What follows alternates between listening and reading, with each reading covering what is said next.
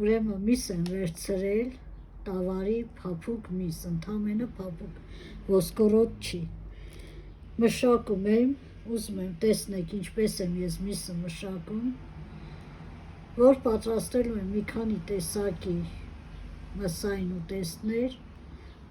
առաջի հերթին որոշեցի պատրաստեմ լազանյա կամ աջապսանդալ, այլազան։ Հիմա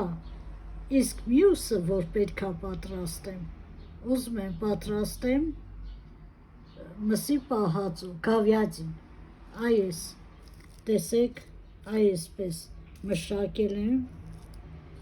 ավելորդ բաները հանել եմ, մի քիչ իրա յուղն եմ թողել, լավ կլվանամ, կտեղավորեմ ու արդեն պատրաստման օրը ձեզ բոլորը կցուցադրեմ, իսկ սա դեռ մշակում եմ, սիրելիներս, ծառացա, քիչ-քիչ եմ աշխատում հետը, սա աղալու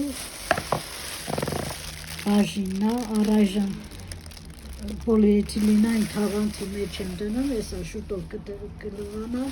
կտեղավորեմ հատուկ տարաների մեջ, պետք է աղան, կպատրաստեմ մսային ուտեստներ, լազանյայի համար կվերցնեմ